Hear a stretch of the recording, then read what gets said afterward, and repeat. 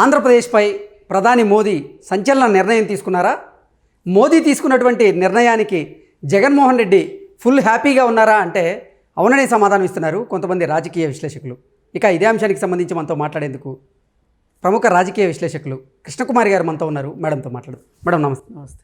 ఆంధ్రప్రదేశ్ గురించి ప్రధాని మోదీ సంచలన నిర్ణయం తీసుకున్నారని, ఆ నిర్ణయానికి జగన్మోహన్ రెడ్డి ఫుల్ హ్యాపీగా ఉన్నారని ఒక వార్త ఇప్పుడు సోషల్ మీడియాలో చక్కలగొడుతుంది. రానున్న ఎన్నికల్లో బీజేపీ ఆంధ్రప్రదేశ్లో ఒంటరిగానే పోటీ చేయబోతున్నట్లుగా ఒక వార్త వచ్చింది. ఏంటి మేడం పరిస్థితి? అసలు జగన్మోహన్ రెడ్డిని ఎత్తిన పాలు పోయటం కాదు, జగన్మోహన్ రెడ్డి గుడ్ న్యూస్ కాదు, చంద్రబాబు నాయుడిని ఎత్తిన పాలు పోసినట్టు ఇది. అసలు బీజేపీ ఉండి చంద్రబాబు నాయుడు ఇమేజ్కి ఎక్కడ డ్యామేజ్ అవుతుందో అని ఆలోచిస్తున్నాం మాలాంటి వాళ్ళం అందరం, అనలిస్టులు అందరం. అట్లాంటిది బీజేపీయే తనకు తానుగా సొంతగా తప్పుకుంటే అంతకంటే అదృష్టం ఇంకొకటి లేదు. అసలు అదే కాదు, ఆ జనసేన ఇది కూడా తప్పిపోతే ఇంకా సంతోషం.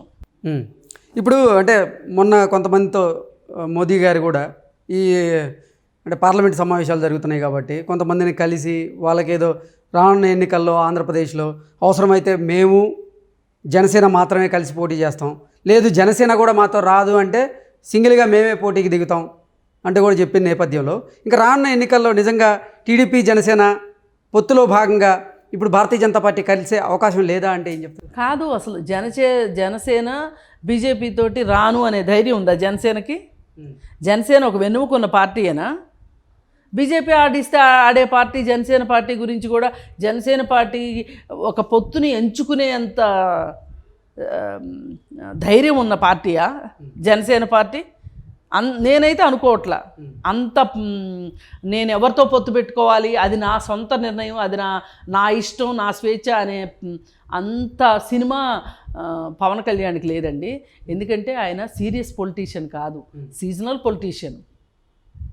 కాబట్టి సీజనల్ పొలిటీషియన్స్ తోటి ఏమీ కాదు.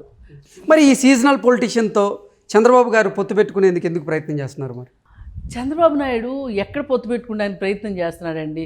మీరు సిరీస్ ఆఫ్ ఇన్సిడెంట్స్ బయటికి తీయండి.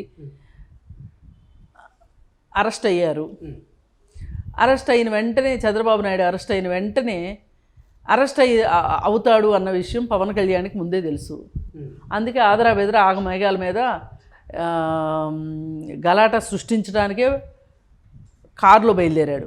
ఓకే, అంటే అక్కడ రోడ్డు మీద కూర్చుంది కూడా ఒక వ్యూహంలో భాగమే అంటారా? వ్యూహం అది. ఫ్లైట్లో వెళ్ళొచ్చు కదా, ఫ్లైట్లో ఎందుకు వెళ్ళా? ఇవన్నీ వ్యూహాలండి.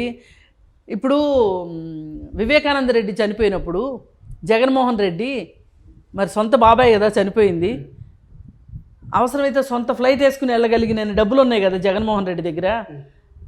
కారులో ఎందుకు వెళ్ళాడు? కాలయాపన చేయడానికి కారులో వెళ్ళాడు, లేటుగా వెళ్ళాడు. అంటే వీళ్ళు సందర్భానికి తగ్గట్లు అవసరం అనుకుంటే సొంత ఫ్లైట్లు వేసుకుని లండన్ దాకా వెళ్ళాడు మొన్న జగన్మోహన్ రెడ్డి. అప్పుడు ఫ్లైట్లోనో హెలికాప్టర్లో అయినా వెళ్ళగలిగిన డబ్బు ఉంది కదా జగన్మోహన్ రెడ్డి దగ్గర. ఇప్పుడంటే ప్రభుత్వం భరిస్తుంది, అప్పుడు ఆయన సొంత ఖర్చులు పెట్టుకోవాలి కదా. సొంత బాబాయ్ కంటే ఎక్కువ. ఇక్కడ నుండి చక్రం తిప్పాలి, లేటుగా వెళ్ళాలి, లాస్ట్ మినిట్లో ఎంట్రీ ఇవ్వాలి, టక టక టక టక 4 డైలాగులు చెప్పాలి. అక్కడ మొత్తం స్క్రీన్ ప్లే మొత్తం చెప్పారు కదా, ఆ హత్య ఎలా జరిగి ఉండొచ్చు అనే స్క్రీన్ ప్లే చెప్పారు కదా. అందుకని లాస్ట్ మినిట్లో ఇప్పుడు ఇదంతా 1-4 సార్లు రిహార్సల్ వేసుకుని వెళ్ళి స్క్రీన్ ప్లే చెప్పారు. అట్లాగే ఈయన కూడా వ్యూహంలో భాగంగా రోడ్డు మీద వెళ్ళి పోలీసులు ఆపితే దిగి రోడ్డు మీద బైఠాయించడం. చూసేవాళ్ళు కూడా ఏమన్నారు? సజ్జలు ఏమన్నాడు? సొంత కొడుకు కంటే ఎక్కువ, సొంత కొడుకు ఎక్కడా ఏమీ మాట్లాడట్లేదు, ఈయనే ఇంత ఓవర్ యాక్షన్ చేస్తున్నాడు. మరి ఎంత పెంపుడు కొడు ఏదో అంటారు కదా ఆయన్ని, దత్తపుత్రుడు అని మాట్లాడేందుకు ఆస్కారం ఇచ్చారు కదా. వెళ్ళి జైలుకి వెళ్ళి చూసినట్టు చంద్రబాబు నాయుడిని పరామర్శించి వచ్చినట్టు నోరు మూసుకుని రాక అక్కడ ప్రెస్ మీట్ పెట్టి ఆ తర్వాత బయటకు వచ్చి బాలకృష్ణ, లోకేష్, తను ప్రెస్ మీటు, మధ్యలో బాలకృష్ణ, మధ్యలో తను, అటొకళ్ళు ఇటొకళ్ళు పెట్టుకొని. ఇవన్నీ ఏంటి అంటే నేను మీతో ఉన్నాను, నేను మీతోనే ఉన్నాను, మీతోనే ఉంటాను అనేటట్లుగా వాళ్ళని ప్రిపేర్ చేశాడు. వ్యూహం అన్నమాట. చేసి మళ్ళీ తాను వచ్చేది కాకుండా రాజపీనుకి తోడు పీనుకి కావాలన్నట్లు బీజేపీని కూడా ఆహ్వానించారు అప్పుడే.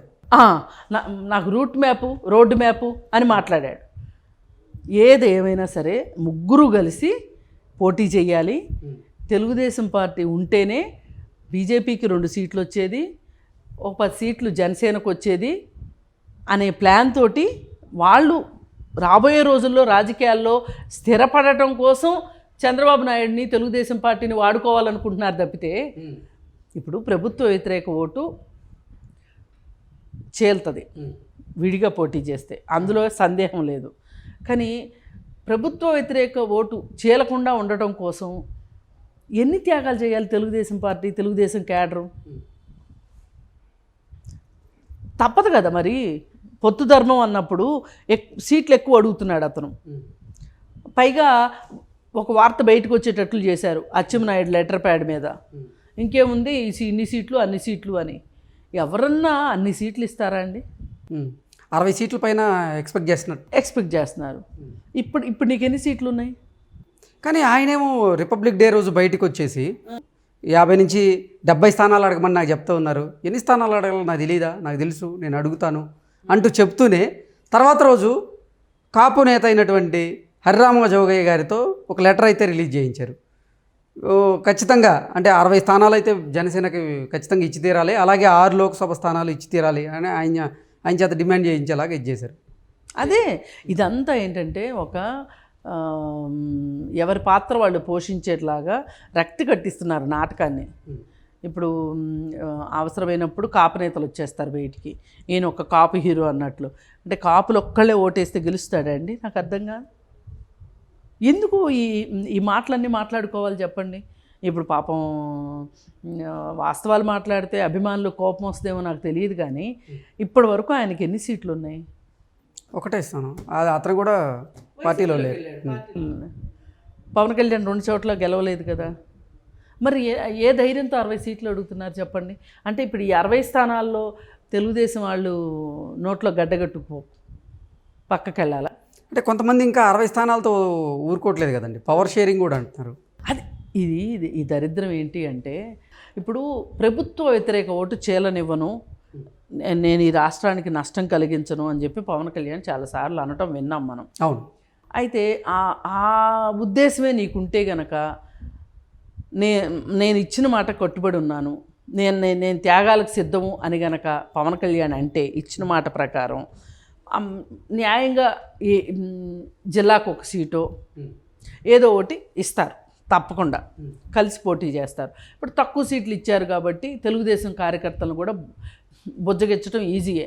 మనం మరి ఇవాళ ఏవో సీట్లు తగ్గినాయి అని ఆలోచించే కన్నా కూడా రేపు అధికారం రావటం ఇంపార్టెంట్ కదా, ఈ రాష్ట్రం కోసం మనం కూడా త్యాగాలు చేయాలి, ఇప్పుడు వాళ్ళు కూడా త్యాగం చేశారు కదా అని చెప్పుకుంటానికి వీలవుతుంది. అట్లా కాకుండా మాకు అంత కావాలి ఇంత కావాలి అని మాట్లాడుతున్నావు అంటే అసలు నువ్వు ఈ పొత్తు ఉండాలనుకుంటున్నావా వద్దనుకుంటున్నావా? మళ్ళీ పైగా మధ్యలో ఎక్కడన్నా పొత్తు కుదరదేమో అన్నప్పుడల్లా ఏవో ఒక పెద్ద పెద్ద డైలాగులు ఎవరో ఒకరితోటి మీ పార్టీ వాళ్ళు మీ అనుమతి లేకుండా మాట్లాడతారా? వాళ్ళతో మాట్లాడించటం, పిట్ట కొంచెం కూతగనంలాగా పెద్ద పెద్ద డైలాగులు. ఇవన్నీ చూస్తుంటే ఏమనిపిస్తుందంటే, పైగా ఎలక్షన్స్ ఏమో దగ్గరకు వస్తున్నాయి. ఈ పరిస్థితుల్లో వీటిలన్నిటికన్నా భవిష్యత్తు కోసం మీరు ప్రభుత్వ వ్యతిరేక ఓటు చేయాలనివ్వము అనుకుంటే కొంచెం హంబుల్గా ఇద్దరు అమికబుల్గా ఒక సెటిల్మెంట్కి వచ్చి పోటీ చేయడం ఒక పద్ధతి. లేదు అనుకుంటే అంతినిష్ఠూరం కన్నా ఆదినిష్ఠూరం మేలు అంటారు. ముందే మీరు బీజేపీ కలిసి పోటీ చేసుకోండి, మీ సత్తా ఏంటో మీరు నిరూపించుకోండి. అప్పుడు తెలుగుదేశం సత్తా ఏంటో బయటకు వస్తుంది. ఎట్టి పరిస్థితుల్లో ఈసారి మట్టుకు ప్రజలైతే మట్టుకు జగన్మోహన్ రెడ్డికి మళ్ళీ ఓటేసే పరిస్థితి అయితే కనిపించట్లేదు. ఈ వాతావరణం అయితే అనుకూలంగా ఉంది. బీజేపీ వ్యూహం అంతా ఇప్పుడు పొత్తును విచ్ఛిన్నం చేయడమేనా మేడం? పొత్తును విచ్ఛిన్నం చేయటం కాదు. ఇప్పుడు మేమొద్దు అంటే చంద్రబాబు నాయుడే ముందుకు వస్తాడు అని. ఓకే, అదొక వ్యూహం అండి. అదొక వ్యూహం, అదొక స్ట్రాటజీ.